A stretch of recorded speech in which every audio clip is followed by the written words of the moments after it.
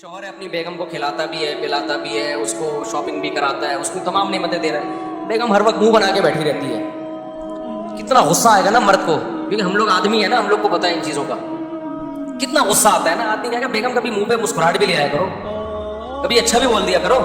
एक आदमी किसी के घर गया, मेज़बान ने कहा ये खाना खाइए मेहमान ने कहा नहीं नहीं, मेज़बान ने कहा कभी अच्छा भी खा लिया करें, आ जाए खाना खाने, ठीक है ना। तो कितना गुस्सा आता है ना आदमी को नाशुक्री बीवी पे।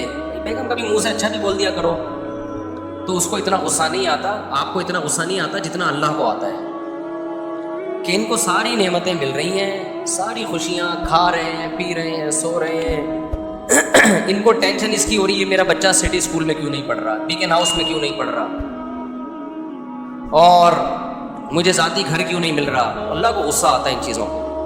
तो अल्लाह को खुश लोग पसंद हैं, समझते हो। गमज़दा लोग अल्लाह को बिल्कुल भी पसंद नहीं है। गम सिर्फ एक उठाओ, आखिरत का। गम कौन सा उठाओ? आखिरत। मैं आपको बताऊं, हमने अल्लाह वालों को देखा है, उनको जब कोई दुनिया की मुसीबत पहुंचती है ना, तो उनको गमज़दा होते हुए शर्म आ रही होती है। गमज़दा होते हुए शर्म आ रही होती है कि अल्लाह को क्या मुंह दिखाएंगे। अल्लाह कहेगा इतनी खुशियां तुझे दी हैं। हमारे हज़रत मुफ्ती रशीद अहमद साहब रहिमहुल्लाह आखिर उम्र में बीमार हो गए, तो जब कोई उनके पास अयादत के लिए जाता ना, तो एक आलिम आए उनकी खिदमत में, अयादत के लिए गए और कहने लगे आपको देख के बड़ी टेंशन हो रही है। तो हज़रत ने फरमाया मुझे तो हो नहीं रही, आपको पता नहीं क्यों हो रही है। उन्होंने फरमाया कि मेरी उम्र 70 साल से ज़्यादा हो गई है, अब भी बीमार नहीं होऊंगा तो कब होऊंगा बीमार भाई। अब तो इस उम्र में तो ज़्यादातर लोग मर चुके होते हैं, हम जिंदा हैं इसमें गनीमत है भाई। तो टेंशन नहीं ले रहे थे वो, कह रहे अब भी नहीं बीमार होंगे तो कब होंगे भाई, तो बीमारी की उम्र है भाई, अब तो जो है गरीबी चल रहा है। फिर भी मानते नहीं थे कि मैं बीमार हूँ ठीक है, मुझे शर्म आती है अपने आप को बीमार कहते हुए।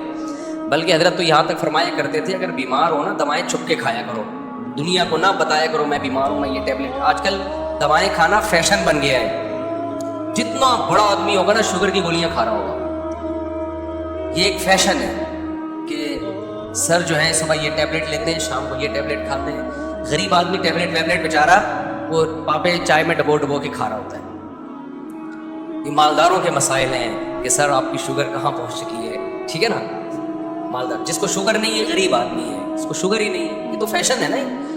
तो हजरत फरमाया करते थे कि बीमार भी हो ना दवाएं छुप के खाया करो, लोगों के सामने अपनी कमजोरियों को और बीमारियों को शो मत करो, समझते हो।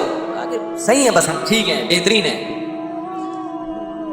ये कुछ ज्यादा तकवा हो जाएगा, आप खा लें, ऐसा ना हो शुगर हो गई आप छुप के, कहीं जगह नहीं मिल रही तो मर ही गए।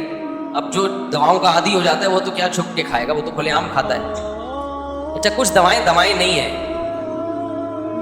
वो कहलाती हैं दवाएं, जैसे मल्टीविटामिन गोलियां, ये कोई दवाएं नहीं है। अगर ये कोई खा रहा है तो ये कोई दवाओं की फहरिस्त में ये चीज़ें नहीं आती हैं।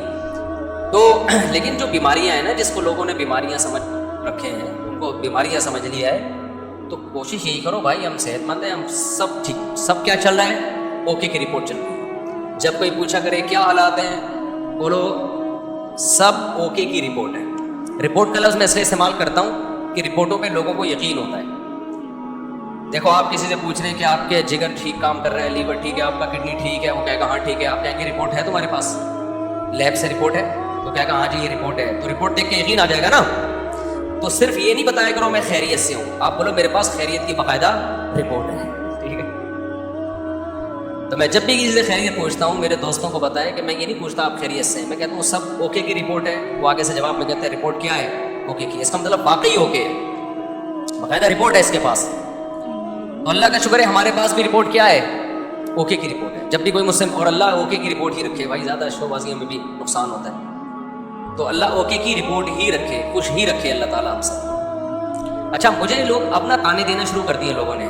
पहले जब मैं बयान करता था ना ओके की रिपोर्ट है, 4 शादियाँ 3 शादियाँ, लोग ऐसे सुनते थे माशाल्लाह कितना अच्छा बयान। अब पता है क्या है, अबे ओके की रिपोर्ट तो होगी ना जब रीवो में घूम रहे हैं।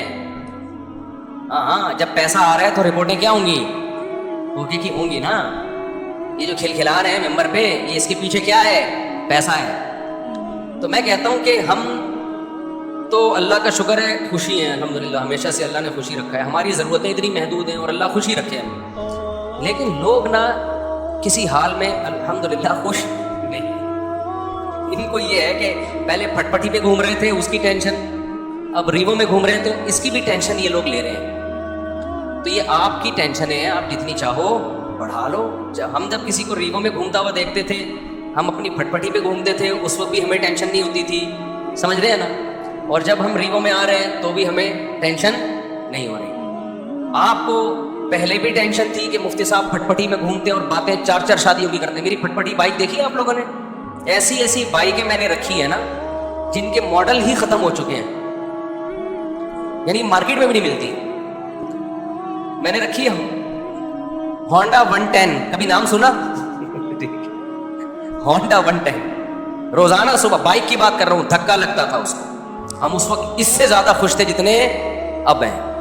میرا جو بچپن سے میرے ساتھ ہے نا وہ مجھے زیادہ جانتے ہیں, وہ مجھے بہت اچھی طرح جانتے ہیں. ہمیشہ میری باتیں کروڑوں کی رہی ہیں اور دکان میرے پاس پکوڑوں کی رہی ہے. اللہ کا شکر ہے میرے ساتھ جو میرے بچپن کے دوست ہیں وہ جانتے ہیں پیسوں کی تو ہماری کبھی بات ہی نہیں کی ہم نے, نہ پیسہ کمانے کی کبھی فکر کی ہے. تو پھر ہم نے گاڑی جب میں نے خریدی نا FX, پرانا ماڈل جس کی چھت پچکی ہوئی تھی, 40,000 قسطوں پہ میں نے گاڑی لی تھی. 40,000 قسطوں پہ, 3,000 منتھلی قسط تھی. لوگ کہتے تھے اتنی سستی قسطوں پہ کہاں سے مل گئی. جب گاڑی دیکھ کے کہتے تھے مفتی صاحب کسی نے آپ کو چونا لگا دیا ہے, یعنی اس پہ بھی مہنگی ہے. اسی میں ہم رشتے لینے جا رہے ہوتے تھے تیسری شادی کے. اس کو کہتے ہیں دکان پکوڑوں کی اور باتیں کرو, خوشی خوشی جاتے تھے, خوشی خوشی. اسی گاڑی کو دیکھ کے رشتے ریجیکٹ بھی ہوتے تھے, ٹھیک ہے. پھر بھی ہم اب سے زیادہ خوش تھے الحمدللہ. اب سے جتنے ہم خوش ہیں اس سے زیادہ خوش تھے. تو نہ ہم FX میں ہم پریشان تھے. میں تو اس پہ خوش ہو رہا تھا, یار ہماری اوقات تو FX کی بھی نہیں ہے. 40,000 قسطوں پہ منتھلی تھی. وہ خریدی کیوں میں نے, میرے پاس سہراب موٹر سائیکل تھی. سہراب کا نام سنا؟ اچھا, اصل میں میرے پاس تھی GTO 125. میرے والد صاحب کا جب انتقال ہوا نا, پیسے ملے, ہم نے کہا اب گاڑی ہلکی نہیں رکھے. ہمارے شوق ہمیشہ سے بادشاہوں والے رہے. اس وقت کراچی میں GTO 125 کاواساکی سے بہتر کوئی بائک نہیں ہوتی تھی. جو کراچی کے لوگ ہیں وہ جانتے ہیں, سب سے لگژری بائک یہی تھی. میں نے وہ خریدی تھی اور اس کو میں نے 20,000 کلومیٹر تک چلایا ہوگا کم از کم, کیونکہ 70 کلومیٹر تو جامعۃ الرشید آنے جانے کی ڈرائیو تھی میری نیول کالونی سے.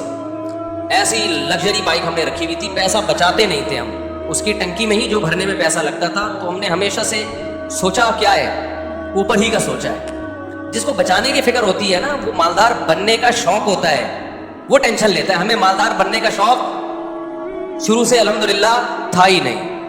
ہم نے کہا جو ہے یار انجوائے کرو لائف, بیویاں بھی رکھو, بائکیں بھی رکھو, ٹھیک ہے نا, اور کھاؤ بھی اچھا. 3 چیزیں ہمیشہ سے خاندانی رکھنے کی کوشش کی ہے میں نے. ایک, شادی پہ خرچ کرو. دوسرا, خوراک ہمیشہ ٹائٹ ہے میری, ایسی خاندانی خوراک. بھائی زبان کی لذت جو ہے اس کا کوئی آلٹرنیٹ نہیں ہے. خوراک پہ کمپرومائز ہی نہیں کیا, ہمیشہ اچھا کھایا الحمدللہ.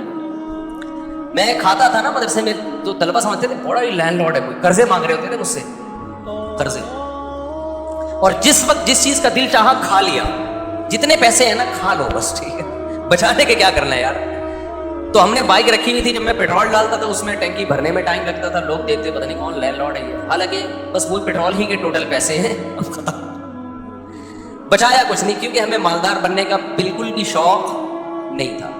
اسی طرح پھر کیا ہوا ہے کہ جب وہ ابا کی وراثت ملی, ہم نے GTO 125 خریدی اور پیسے کاروبار میں لگا دیے کہ چلو جی منتھلی ارننگ ہوگی. وہ میں نے واقعہ کئی بار سنایا ہے. سارے پیسے کاروبار میں ڈوب گئے. لوگ الحمدللہ جس کو دیتا گیا وہ لے کے بھاگتے رہے الحمدللہ. اس کے پھر مجھے نتیجہ یہ نکلا کہ پراٹھے میں چھوڑ نہیں سکتا تھا, تو بائک مجھے بیچنی پڑ گئی. سمجھ میں آ رہی ہے بات؟ اب خوراک میں اور بائک میں جب ٹکراؤ ہوگا تو بائک کو قربان کر دو, خوراک کو قربان مت کرو. اچھا, بچے بھی تھے گھر میں, ان کے بھی خرچے تھے. بائک بیچ کے ہم نے سستی بائک خریدی سہراب. اب پتہ نہیں آتی ہے اتوار بازار میں, ویسے پرانی. اب جب ہم نے سستی بائک خریدی اس کو لے کے ہم بھی گھومتے تھے. ہمارے دوست احباب کے مفتی صاحب بائک چاہیے تھوڑی دیر کے لیے, مل جائے گی, لے جا بھائی تو سستی بائک ہے, جو چاہے لے جائے اس کو. وہ کیا ہوا, اس کا لاک ہی نہیں تھا, اتنی سستی تھی, تو وہ بھی چوری ہو گئی اللہ کے فضل سے. ایک دن مسجد میں کوئی نمازی بھائی آئے, انہوں نے دیکھا کہ یہ لاوارث بائک ہے اور ایگنیشن اس کا لاک ہی نہیں ہوتا, تو وہ لے گئے اللہ کے فضل سے. نماز انہوں نے پڑھی, انہوں نے کہا اگلی نماز میں یہ گناہ معاف ہو جائے گا. میں جب آیا تو بائک ہی نہیں ہے. اب میں نے کہا یار اب میں گاڑی خریدوں گا. دکان پکوڑوں کی باتیں کون سی کہ میں واقعات آپ کو موٹیویٹ کرنے کے لیے سنا رہا ہوں. اور جو لوگ مجھ پہ تانے کرتے ہیں نا, میں ریمو میں گھوم رہا ہے تو باتیں تو کرے گا ایسی, تو یہ موٹیویٹ کر رہا ہوں میں. ہر آدمی کا اپنا اسٹائل ہوتا ہے نا موٹیویٹ کرنے کا. تو میں نے کہا اب سہراب چلے گئی ہے, اب ہم کیا لیں گے, گاڑی ہی لیں گے. 4 پہیوں پہ آئیں گے بھائی, بائکیں بہت ہو گئی. 4 پہیوں پہ آئیں کہاں سے, 25,000 کی سہراب خریدی تھی, وہ بھی چوری ہو گئی. تو اب ہم کیا کریں گے بھائی. پھر ہم نے کیا کیا, میں نے کہا کہ ایک دوست سے, بھائی یہ جو اشارہ کر رہے ہیں بیٹھ جائیں نا, کھڑے نہ ہو. تو میں نے کیا کیا, میں نے کہا کہ اب میں گاڑی خریدوں گا. گاڑی کہیں مل نہیں رہی تھی, تو پھر ایک شاگرد کے پاس سے 40,000 قسطوں پہ مل گئی گاڑی FX. 4 ٹائر اس کے پنچر تھے, چھت اس کی نیچے پچکی ہوئی تھی. ہم وہ جنازہ اٹھا کے لے آئے گھر. تو اب میں مسجد کا امام ہوں, تو بہت سارے مریدین نے مل کے نا ٹھک ٹھک ٹھک اس کو بنانا شروع کر دیا. پیسے نہیں لگائے, یوں کیا, چھت اوپر ہو گئی اس کی. FX میں یہ بڑی بات ہے کہ ڈینٹنگ پینٹنگ کا زیادہ ہاتھ سے ہی ڈینٹنگ پینٹنگ کا کام ہو جاتا ہے اس میں. تو بہرحال ہمیں اس کی خوشی تھی کہ گاڑی آ گئی ہمارے پاس, رشتے مانگنے میں آسانی ہو گئی. تو اس پہ تھوڑے پیسے لگا کے میں نے کیا کیا, بالآخر اب میں نے کہا یہ بہت کام نکال رہی تھی وہ. میں نے کہا جیسے کسی نے مجھے پہنائی ہے تو اب یہ کسی اور کو پہنا دو آپ. یہی حل ہوتا ہے پرانی چیزوں کا. بیوی کے علاوہ جتنی بھی پرانی چیزیں آپ اب کیا کر دو, دوسرے کو پہنا دو. میں نے کہا بہت تھک گیا, اس پہ سارے پیسے اسی میں لگ رہے تھے. تو ہم اتوار بازار گئے, وہ 80,000 میں پہنا دی ہم نے. اتنا اس پہ تھوڑا کر کے لگ چکا تھا کہ مجھے اس کے 80,000 مل گئے. بڑی بات تھی اس زمانے میں 80,000. برکت دیکھو نا کیسی ہوتی ہے. ہم نے کیا کیا, اب آپ کی طرح یہ نہیں کہ بچوں کو سٹی اور بیکن ہاؤس میں پڑھانا ہے یا بچے روکنے, ہم نے پیدا ہی نہیں ہونے دے. اس وقت بچے تھے چھوٹے, ابھی ان کی تعلیم کا خرچہ نہیں تھا, بہت چھوٹے بچے تھے میرے. اس میں خوراک پوری ہو رہی تھی ان کی. جب بڑے ہوں گے, اسکول کا ٹائم آئے گا, اس وقت سوچیں گے. یہ ابھی تھوڑی سوچنے کی چیزیں. ہم خود بھی تو کسی کے بچے ہیں نا. ابھی میں اپنے والد صاحب کے بچوں کا سوچ رہا تھا, یعنی میں اپنا. تو ہوا یہ کہ ہم نے وہ خرید لی, آپ کی اللہ بھلا کرے, شیراٹ لے لی میں نے. 1.5 لاکھ کی ملی, 80 کیش دیے اور 5,000 قسطیں. تو محلے میں کہیں سے ملی. ہم آ گئے کس پہ, شیراٹ پہ.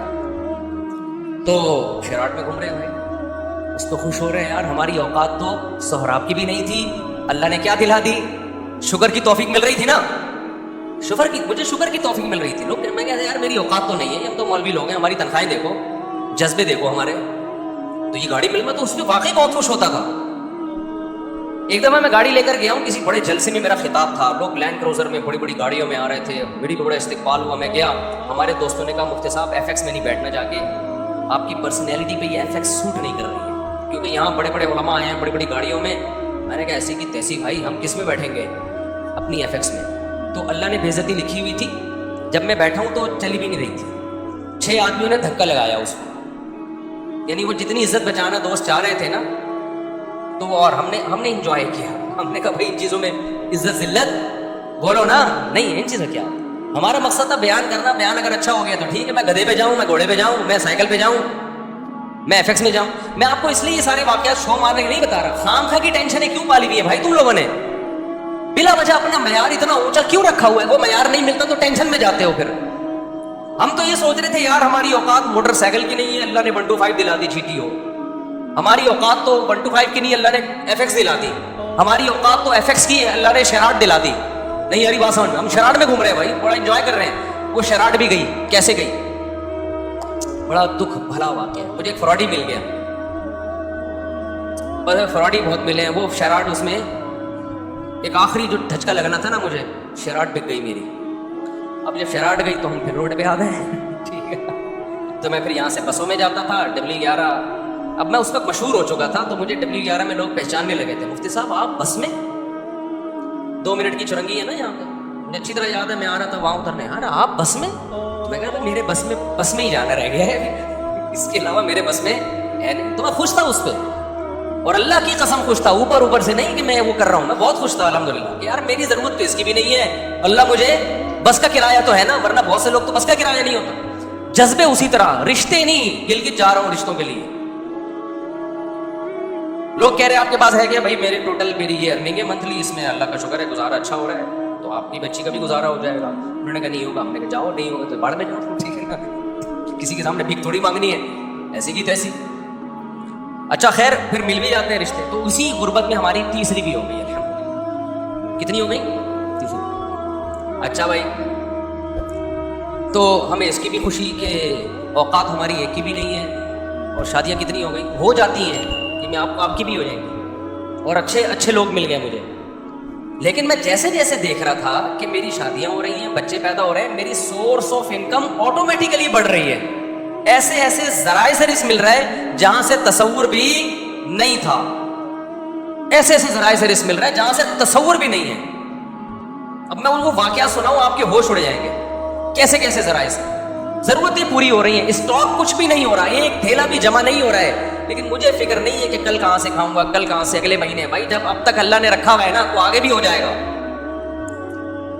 پھر ایک دن میرے گھر میں بڑا خرچہ آ گیا, ایک بڑا خرچہ. یعنی ڈاکٹر نے کہا بھی ڈلیوری آپریشن سے ہوگی. آپریشن کے پیسے نہیں تھے میرے پاس. بچہ پیدا ہونے کا وقت آیا اور ڈاکٹر نے کہا بڑا آپریشن ہوگا, اور بڑے آپریشن میں اچھے خاصے پیسے لگ جاتے ہیں. وہ پیسے میرے پاس بولو نہیں تھے. سمجھتے ہو کہ نہیں سمجھتے؟ تو میں کیا کرتا بھائی, کوئی بات نہیں. سسرال سے فون آیا, پیسوں کی ضرورت تو نہیں ہے. میں نے کہا بالکل ضرورت نہیں ہے. دوست احباب نے کہا پیسوں کی ضرورت تو نہیں ہے. میں نے کہا بالکل بھی ضرورت نہیں ہے, میرے پاس پیسے ہیں کہاں سے, مجھے نہیں. میں دماغ لڑایا کہ کیا کروں. کوئی بات نہیں, گھر میں ایسی چیزیں ہوتی بھیج دو اس کو یار. کیا خیال ہے بھائی گھر میں سب چیزیں بیچ دو یار, ابھی ضرورت پوری کرو. کوئی بات نہیں, پھٹے پہ سوئیں گے یار, کیا ہے اس میں. بھیک مانگنے سے بہتر ہے لوگوں کے سامنے اپنی غربت, اور بھیک مانگنے سے بہتر ہے پھٹے پہ سو جاؤ. صبح رات کی بچی ہوئی, میں ایسے علماء کو جانتا تھا جن کی 2 بیویاں تھیں, سوکھی روٹی صبح قہوے میں ڈبو کے کھا رہے تھے وہ. نہیں یہی بات میرا خیال ہے, سمجھ لیں. ایسے غریب لوگ بھی میرے علم میں ہیں. تو ہم نے کہا یار ہم بھی کس پہ آ جائیں گے. تو اب میں نے غور لڑایا تو مجھے ایک بکری نظر آئی اپنی, ایک اضافی. میں اس کے پاس گیا, اس سے میں نے معذرت کی.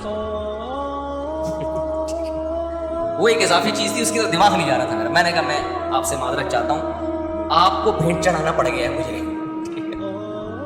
سمجھ میں آ رہی ہے. اللہ کا کرنا یہ ہوا کہ ہمارے ایک دوست آئے, بہت ہی قریبی جگری دوست. انہوں نے مجھے کچھ پیسے قرض میں دے دیے بغیر مانگے. ان کو پتا تھا کہ یار مفتی صاحب کا ابھی کیسے بھی اچانک ان کے لیے پیسوں کا انتظام کرنا مشکل ہوگا. وہ آئے, انہوں نے مجھے پیسے دیے.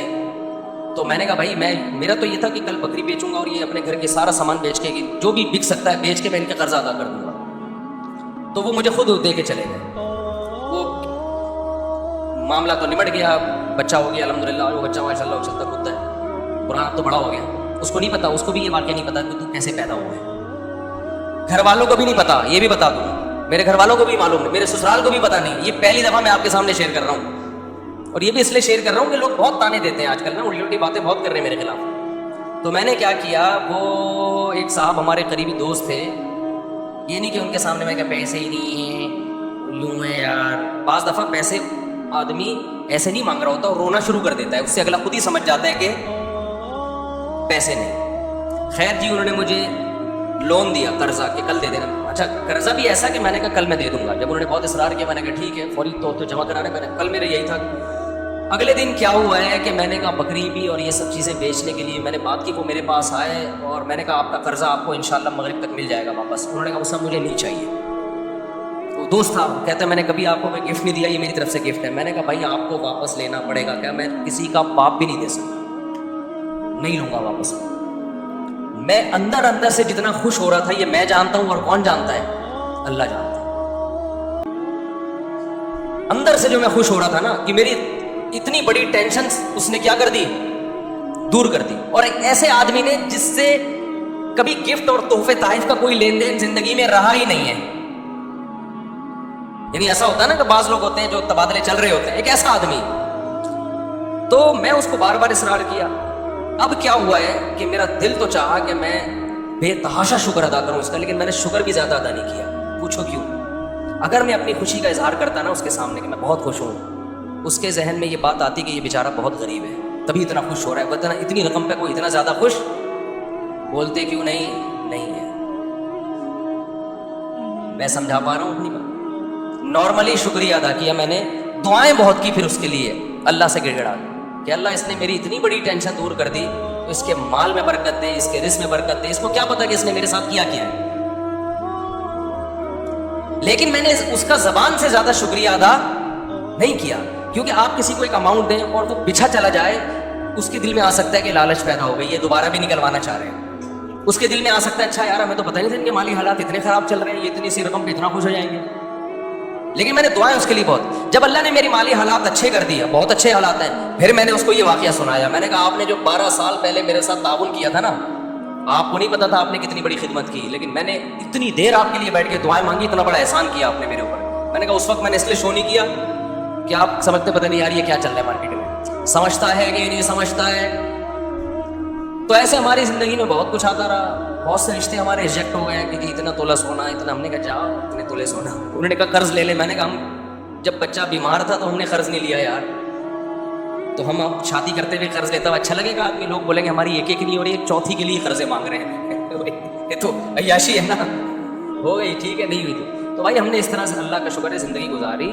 میں نہیں کہہ رہا کہ ہم سے کبھی کوئی اس بارے میں ہو سکتا ہے کچھ استغنا کے خلاف کام ہو گئے ہوں تو, لیکن مقصد آپ کو بتانے کا یہ ہے کہ ہم اس وقت بھی خوش تھے, اس وقت بھی خوش تھے. اول تو میں کہتا ہوں ڈاکٹروں کے پاس آپ ایسے ہاسپٹل میں لے کے کیوں جا رہے ہو بچوں کو جہاں آپریشن ہوتا ہے, یہ بڑا مسئلہ آج کل ڈاکٹروں نے بنا دیا, یہ خرچہ خامخواہ کے ذمہ لگا دیا آپ نے. خیر بچے بڑے ہوتے گئے تو سارے خرچے پورے ہوتے گئے الحمدللہ.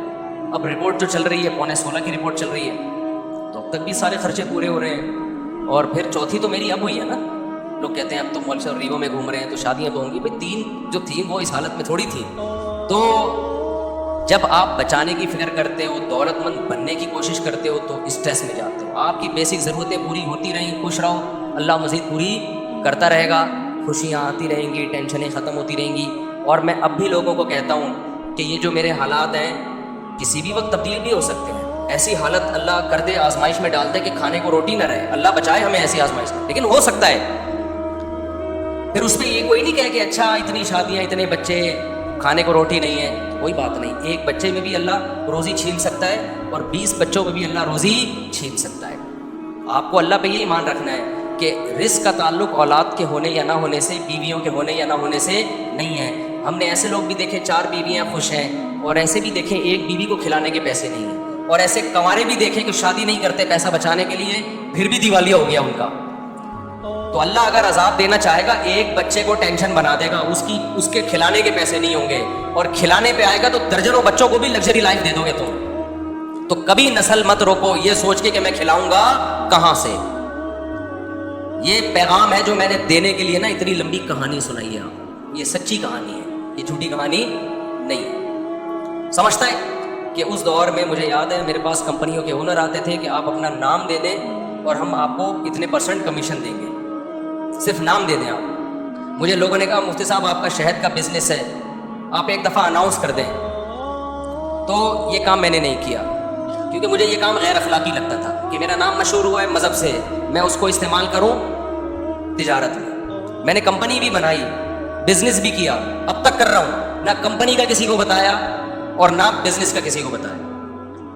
تو یہ میں اس لیے کہہ رہا ہوں, آج لوگ کہتے ہیں نا بہت یہ مولوی لوگ ایسے مولوی لوگ, آپ مولویوں میں اٹھ کے بیٹھ کے دیکھو گے نا کسی کے بارے میں 2-4 باتوں سے فوراً تبصرہ کر دینا ٹھیک نہیں ہوتا. جب تک کسی کے ساتھ رہو نہیں, ہم بار بار کہہ رہے ہیں ہم بہت نیک نہیں ہیں, لیکن جو پیسوں کی اور ان چیزوں کے الزامات ہمارے اوپر لگ رہے ہیں نا, اتنی تو صفائی میرے ذمہ بنتی ہے نا کہ میں دوں.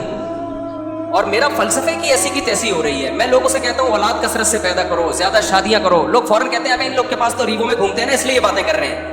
وہ بھائی ہمیں بھی باتیں کر رہے تھے, ہمارے پاس رکشے کے پیسے نہیں تھے, اور اس وقت ہماری اولادیں بھی تھیں, بیویاں بھی تھیں. تو مجھے اس پہ غصہ آتا ہے کہ میری ساری جو 20 سال کی محنت ہے نا وہ لوگ 2 جملوں میں کیا کر دیتے ہیں, اڑا دیتے ہیں. تو پیسہ بھی اس میں, اولاد کی کثرت میں پیسے کا کوئی دخل نہیں ہے. تبھی تو دیکھو جتنا پیسہ ہوگا 2 بچوں کے درمیان وقفہ اتنا ہی زیادہ ہوگا. تو یہ سوچ کی بات ہے. دل بڑا ہوگا تو اولاد زیادہ ہوگی, اللہ پہ توکل ہوگا. دل چھوٹا ہے تو بچے کم ہوں گے, اللہ پہ توکل نہیں ہوگا. اور جب اللہ پہ توکل نہیں ہے کروڑوں روپے میں بھی انسان ٹینشن میں ہوتا ہے, اور جب اللہ پہ توکل ہے تو کچھ بھی نہ ہو پھر بھی ٹینشن میں نہیں ہوتا. اس چیز کو سمجھنے کی ضرورت ہے. سمجھتے ہو؟ اچھا بھائی, اور یہ وہ ٹینشن ہے جو میں بار بار کہتا ہوں, اس ٹینشن میں تمہیں ثواب بالکل بھی نہیں مل رہا. اللہ کو غصہ آ رہا ہے کہ اتنی نعمتیں دی ہوئی ہیں, جب پیدا ہوا تھا کم بخت ماں کی چھاتیوں میں دودھ پیدا کر دیا, یہ بتانے کے لیے کہ میں تیری پیدائش سے غافل نہیں ہوں, مجھے سب پتا ہے کہ تجھے کیا ضرورت ہے. اتنی بڑی نشانی دیکھ کے بھی تو ٹینشن لیتا ہے کہ پتہ نہیں میرا کیا ہوگا. پھر اللہ کا غصہ آتا ہے، اور اللہ کا غصہ آنا پھر بجا ہے، تو آپ کو ڈبل نقصان، ایک ٹینشن کا نقصان، ایک اللہ کے غضب کو دعوت دینے کا نقصان. اس لیے خوش رہا کرو، ٹینشن صرف ایک ہی پالو، آخرت میں بنے گا کیا؟ صحیح ہے نا؟ اچھا، اس مضمون کو میں مکمل کرنے کے لیے کہہ دوں، بعض دفعہ طبعی طور پر کسی چھوٹے سے حادثے پہ ٹینشن ہوتی ہے. دیکھو ٹینشن کی دو قسمیں ہیں، ایک عقلی اور ایک طبعی. اس کو سمجھنے کی ضرورت ہے. آپ کہہ سکتے ہو کسی بزرگ کو کوئی چھوٹی سی پریشانی آئی، وہ پریشان ہو گئے. آپ کو ہم نے تو سنا ہے کہ بزرگوں کو تو پریشانی نہیں ہوتی، وہ تو آخرت ہی کی پریشانی لیتے ہیں، دنیا کی نہیں ہوتی. دیکھو وقتی اور عارضی طور پر انسان کو غم ہوتا ہے، اس کو کہتے ہیں طبعی غم. یہ انسان کے بس میں نہیں ہے. مثال کے طور پر آپ کے 6 بچے ہیں، ایک مر جائے تو غم تو ہوگا نا. اب اصولی طور پر تو آپ کو خوش ہونا چاہیے کہ 5 بچے ہوئے ہیں نا، ابھی بھی میں بے اولاد تو نہیں ہوں، اللہ نے اولادیں دی ہیں مجھے. لیکن وقتی طور پر غم ہوتا ہے، یہ طبعی غم ہوتا ہے، یہ برا نہیں ہے، یہ ہر انسان کو ہوتا ہے. برا غم وہ ہے جو عقل سے ہو. دنیا داروں کو جو آج غم ہو رہے ہیں نا، وہ یہ سمجھتے ہیں ہم اس غم میں برحق ہیں، یہ غم ہونا چاہیے. یعنی ان کی عقل کہہ رہی ہوتی تم ٹھیک غم زدہ ہونا چاہیے، یہ غلط ہے. عقل کہے کہ یہ غم بنتا نہیں ہے، اور طبیعت کہے بھائی میں مجبور ہوں اس لیے ہو رہا ہے، تو وہ تھوڑے بہت جلدی غم پہ قابو پا لیتا ہے انسان. ایک مثال سے بات سمجھاتا ہوں. دیکھو آپ کو ڈیفینس میں 2000 گز کا بنگلہ تھا، آپ کا لگژری لائف تھی، وہ بنگلہ چھن گیا، آپ 1000 گز کے بنگلے پر آ گئے. اصولی طور پر تو اب بھی خوش ہونا چاہیے نا یار، 1000 گز کا بھی تو کم نہیں ہے. لیکن دیندار آدمی کو بھی 1-2 دن کے لیے، 2-4 دن کے لیے وقتی طور پہ ٹینشن ہوگی. وہ ٹینشن اس کی ہوگی، وہ لگژری لائف میں تھوڑی سی کیا آ گئی ہے کمی، تو ظاہر ہے جب عادت چینج ہوتی ہے تھوڑا سا غم تو ہوتا ہے. لیکن عقل کہے گی بھائی غم کرنے کا ہے نہیں، تجھے ابھی بھی تو بہت سے اچھا ہے نا. تو وہ عقل کیا کرے گی، اس طبعی غم پہ قابو پا لے گی، 2-4 دن 6 دن میں ریلیکس ہو جائے گا. تو یہ طبعی غم وقتی طور پر یہ دینداروں کو بھی ہوتا ہے، یہ سب کو ہوتا ہے، یہ پیغمبروں کو بھی ہوتا تھا. دنیا دار کو کیا ہوتا ہے، اس کی عقل کہتی ہے کہ میرے ساتھ غلط ہوا ہے، میں 2000 میں رہتا تو میں 1000 کا بندہ نہیں ہوں، یہ میری انسلٹ ہے، میری توہین ہے. اس کی عقل کہہ رہی ہوتی تیری انسلٹ ہوئی ہے، تیری توہین ہوئی ہے، تیرے ساتھ غلط ہوا ہے. اس کی عقل اس کے طبعی غم کو قابو نہیں پاتی، بلکہ اس کے طبعی غم کو اور زیادہ بڑھاتی ہے. اس سے پھر ڈپریشن میں جائے گا، خودکشی کی طرف جائے گا. تو یہ طبعی تو وقتی طور پر ہر وقت، یہ طبعی طور پہ محبت بھی ہوتی ہے انسان کو، غم بھی ہوتا ہے.